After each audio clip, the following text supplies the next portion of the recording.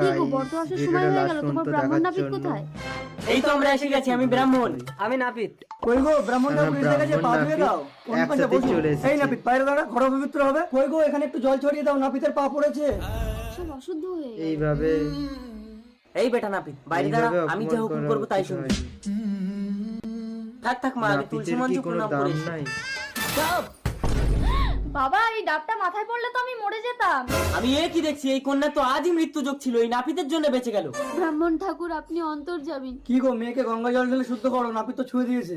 ওর গায়ে গঙ্গা জল ঢেলে দিচ্ছি। কি এই মেয়েকে ছোট জাতে ছুঁয়েছে? আমি একে বিয়ে করব না।